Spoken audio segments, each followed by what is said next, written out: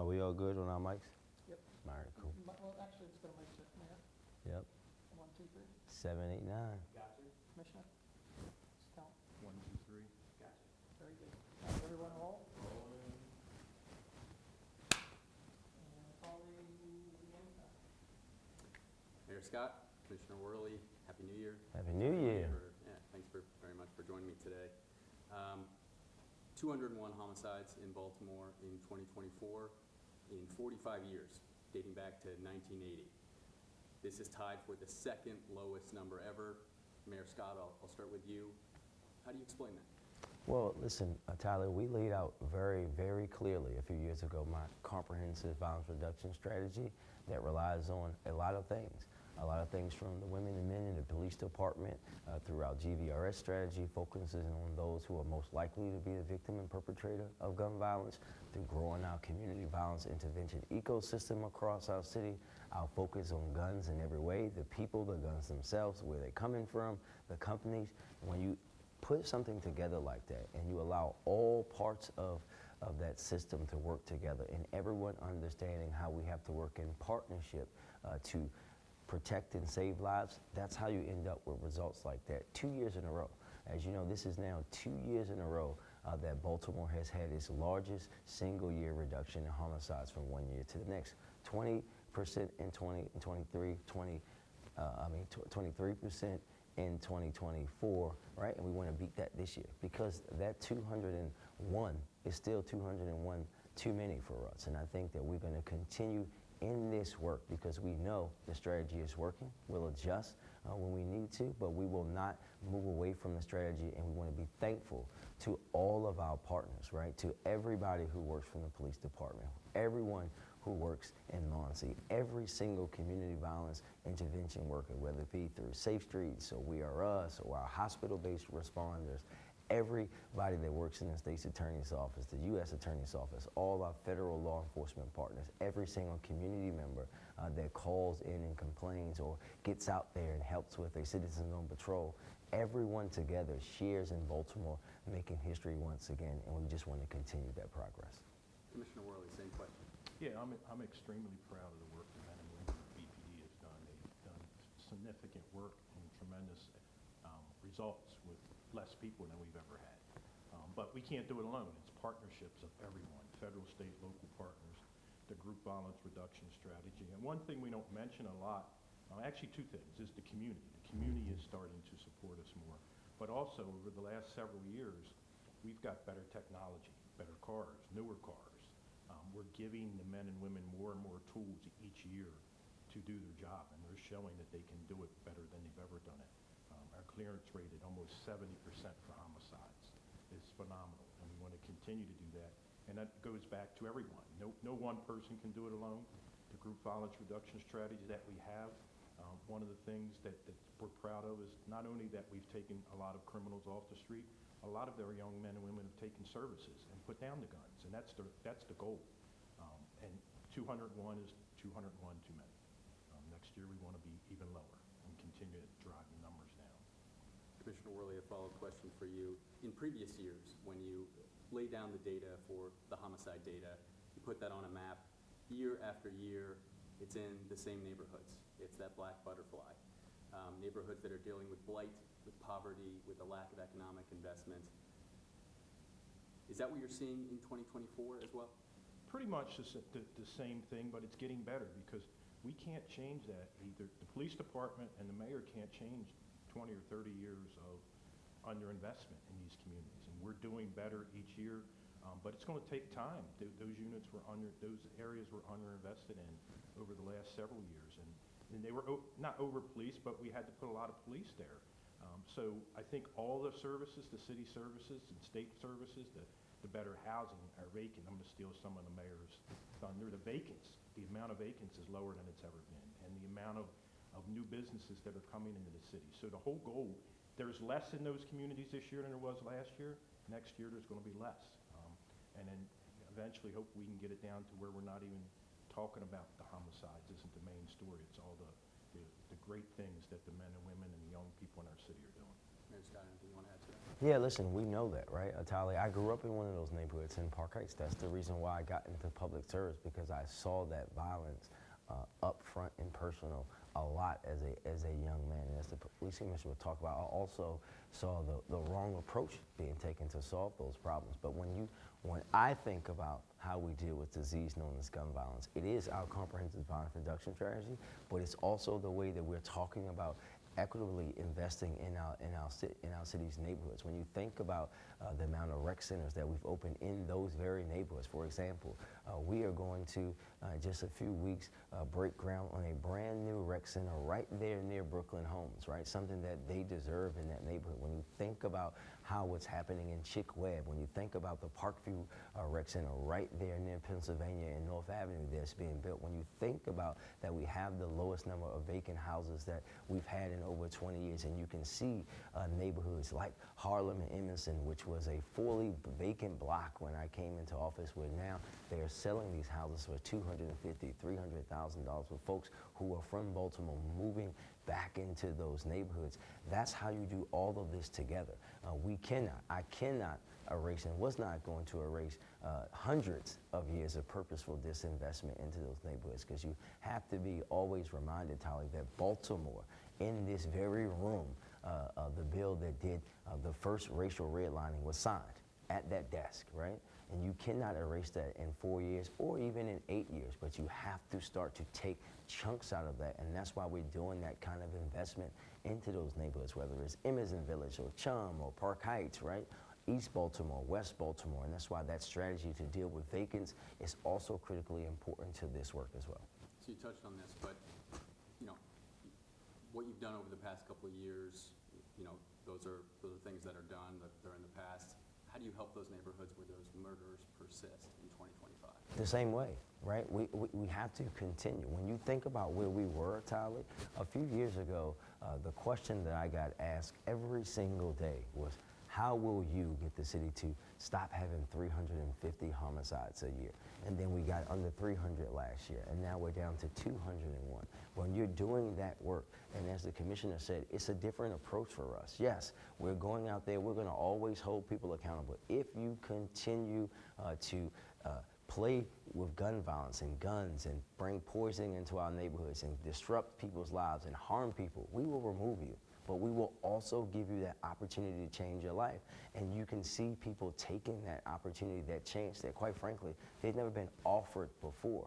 But at the same time, we're going to continue to invest in those neighborhoods. That's why you see all of these new schools being renovated and open, and recreation centers, and us tearing down vacant houses, and us trying to figure out ways to allow those folks to get employment in any and every way that we can. And for all those folks that are out there today watching this, who may be thinking about picking up that gun, or who may want to walk away from that life, reach out to us. We will help you, because we do not want you to end up dead or in jail. But for sure, we know statistically, if you keep doing what you're doing, that's where you're going to end up, and we don't want that.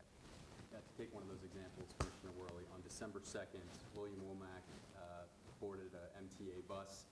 He bumped into another passenger. An argument ensued, and then he was shot and killed.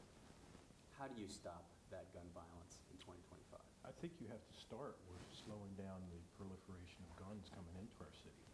And we did, well, the mayor's office did that with the lawsuits against one of the ghost gun manufacturers. That cut down the amount of ghost guns, but we can't stop every gun that comes into the city, but we can continue to take them off the street. Over 2,500 guns seized this year. And believe it or not, that was about even with last year. So over the last couple of years, 5,000 guns have been taken off the street. And we probably missed a good majority of them. But the fact that I think a lot of our young people also, COVID, I believe, hurt people's ability to interact with each other. And we see more and more shootings and homicides over dumb things. Like, I mean, somebody bumped into each other, say excuse me. And it just boggles my mind that we turn to gun violence so quickly, instead of just talking things out and trying to get along, instead of shooting each other. Tyler, I just want to chime in on that. I think that the commissioner and I, we go through these every Monday in my office, and I think that it gets lost sometimes because we don't always get to have the longer conversations about these incidents, right? When you think about an incident like that, where someone literally bumped into someone on the bus and someone ended up dead, right? You have to pull that back. Yes, we have to understand that guns are a problem, illegal ones in particular, right? Because when you think about the reality that there are no gun stores in the city of Baltimore, and that over 60% of the weapons that the BPD recovers come from out of state, that's a problem. And that's why we're focusing in on the traffickers. That's why we're focusing in on the manufacturers and holding them accountable, because there are things that they can do to stop those guns from ending up in the wrong hand. That's why we still have a continuing lawsuit around a particular gun store, right, that is allowing these weapons to end up on our streets.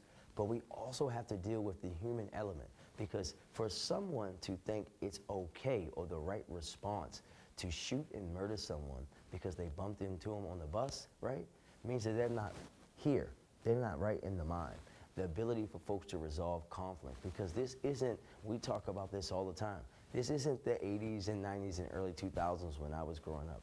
People aren't just, they're not dying over what we would call drugs and gang wars. They're dying over basic human conflict, right? And yes, it's particularly with our young people, COVID has a big impact on that. But when you think about, if you were 8 years old during COVID, you're now 13. If you were 9, right, you're 14. If you were 10, you're 15. A lot of your years where you learn the social skills and how to deal with conflict and the things that you learn in school, you were sitting behind a desk.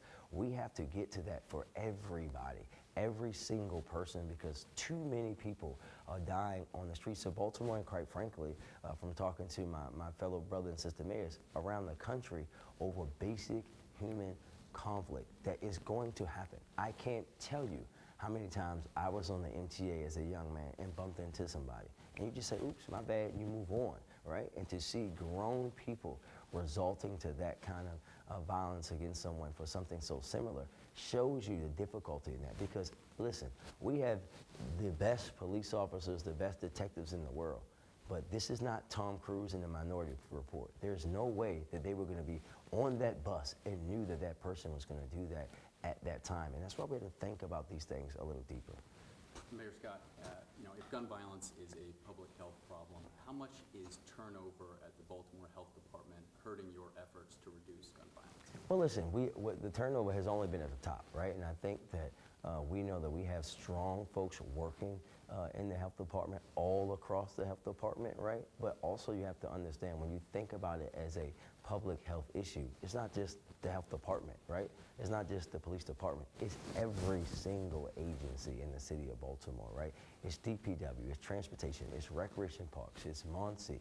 Everybody has to understand that they play a part in that. But it has had no impact on our ability to fight this disease. And we have shown that through the record reductions that we've been able to have. How does a Trump presidency hurt your efforts to reduce the homicide number even lower in 2025? Hopefully not at all, right? My hope is that the president-elect and those who are coming into the White House with him will look and see that Baltimore is doing exactly what they said that they wanted to do on the campaign trail, and that's reduce gun violence in cities. In fact, we've done it in record numbers, not 1, but 2 years in a row. And my hope is that they don't come to disrupt that apple cart, that they allow our ATF and FBI and all of our special agents in charge to stay in place, and they allow that partnership that we have in a deep way with all of our federal law enforcement agencies just to continue, because it's actually working, and why would they disrupt that?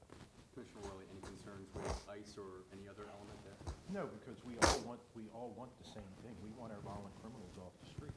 So if you're a violent criminal in Baltimore, we want you off the street. And if basically the way it works for us is that a couple weeks ago they talked about something that I said, but basically what happens, ICE never asks us to assist them with administrative warrants, which are deportations. Once we arrest someone and they go to central booking, all that is checked, and then that's out of our hands. But we all work together. Federal partners, we have a federal partners meeting every month that their Homeland Security is there, and we talk about ways to get our violent criminals off the street. So the last thing anybody wants is a violent criminal on the streets of Baltimore, because it only creates chaos for our citizens. I interviewed a data analyst at Age Analytics. They work with law enforcement agencies across the country. and they study 300 cities across the country. They have found that 70 to 75% of cities have seen a decline in the homicide number, that the average for those that have seen a decrease is 16%, not as high as Baltimore's, but is some of Baltimore's decrease just a national trend, Mayor Scott? No, and I think that we have to be reminded, Tali, that there were times where across this country, in my lifetime, in particular in my time in City Hall, where we saw decreases across the country, except for in one place, right? Here in Baltimore. There were many times where they said, well, you guys are just, look at what DC doing, and so look at what these other cities are doing.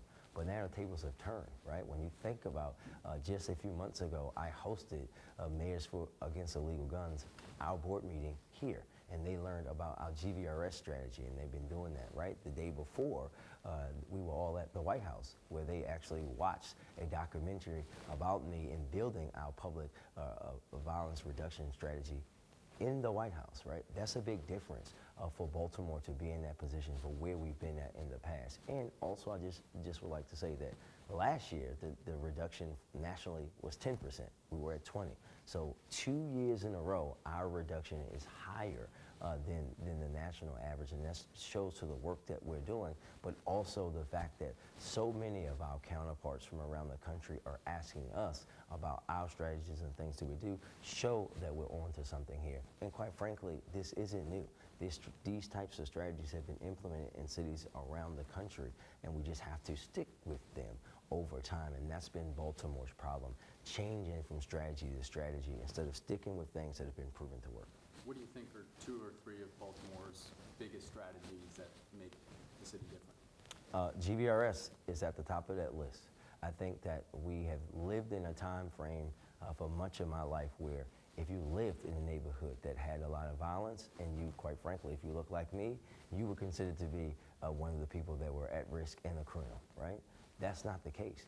There are a very small group of people who are the most likely to be the victim or the perpetrator of that violence, and focusing on them in every way is the best way to reduce violence, giving them that opportunity to change their life. But if they do not do that, removing them from that activity has been proven to work, and we're going to continue to do that. But when you also add on to that our historic investment that Baltimore has made into community violence intervention work at the same time, right? This is not a either or. This is a both and. Both and. Yes, we're going to invest in community approaches. Yes, we're going to invest in a GVRS, a focused deterrence approach. Yes, we're going to invest in making sure the police can get the guns and the people using them and bringing them and shooting people off the streets. And at the same time, we're going to invest in young people by opening rec centers and building and renovating new schools. All of that together is what separates us, because most of the time people are making a choice. And I'm here to say to anybody in the country, really, my brother and sister mayors, that that's a false choice. You can do both and. Tighter budgets in 2025. At the state level, a massive deficit. Is that how big of an obstacle is that to getting that number even lower in 2025? Well, we know everything's a challenge, right? And we don't yet know how that will impact the states and the state's support for the public safety efforts, but knowing the governor and knowing how deeply committed and connected they are to this work, I'm not deeply concerned about that. And the truth is that we've been through these before, and we've made it out of these issues before. Our focus is going to remain on the work, and we will make sure that we fund that work. And I think it's important to note, Tyler, that even when you think about GVRS, it's never been solely funded by one thing. Yes, the city puts up a lot of the money, but we also have the best congressional delegation, and that's not going to change for sure now that we have our new U.S. Senator-elect who understands this work, and they've invested in the GVRS. Obviously, the state's invested, but also our philanthropic partners around the city, and we know folks, when they see a result, they want to invest more, and we'll just continue to do that work. Last question, Commissioner Worley. With today's events in New Orleans, are there any specific plans you can talk about, whether it's with Ravens home game coming up, anything that the public should know about in terms of BPD trying to keep them safe? No, just the fact that we do those things every single game and every single event. We had things in place yesterday where we approach these events like they are major events every time, and we try to figure out what worst case scenario. That's our job. is to make sure people are safe. And we want people to come here and be safe and not have to worry about their safety. Go enjoy the game. Go enjoy the Ravens win, hopefully. And just have fun, just like they did last night for the New Year's celebration. Come into our city, enjoy it, and make your way home safely. We had cops out last night. If you saw, there were a lot of police out. And they did a fabulous job, just like they do at all these major events. And I'm extremely happy. But I mean, we always have to look at every event. We have criminal intel that talks all the time throughout the nation. So we know certain things that come into the city. So we're well prepared for anything that might come our way. I guess one last question, Mayor Scott. When you look at the data over the city's history, you see these, 1-year blips sometimes. Sometimes it's an aberration. Sometimes it's 2 years in a row. But then the number can creep back up.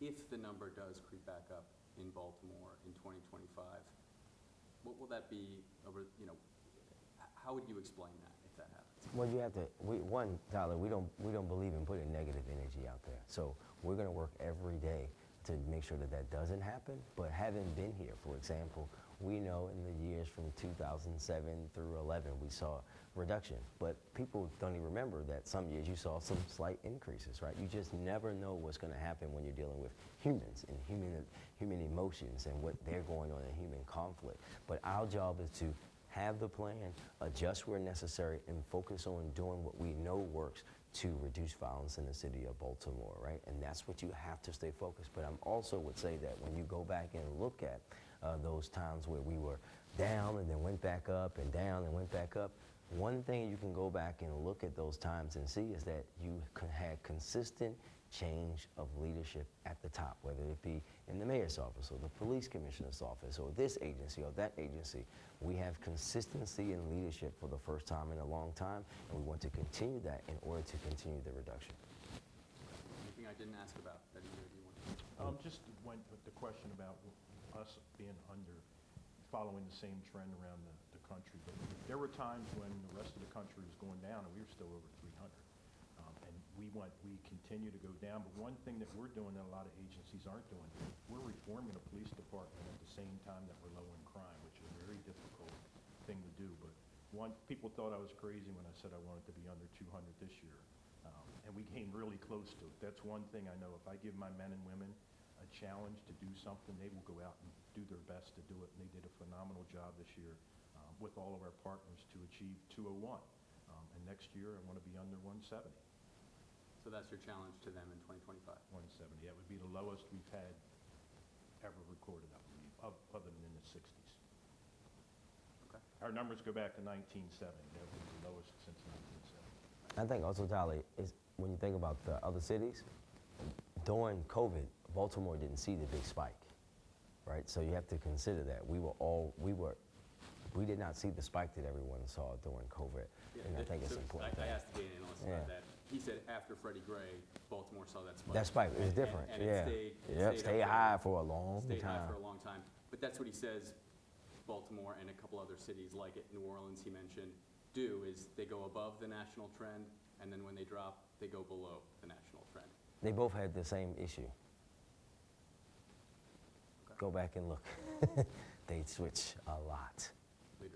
Leadership, a lot. All right, thank you both very much. Thank you. Yeah.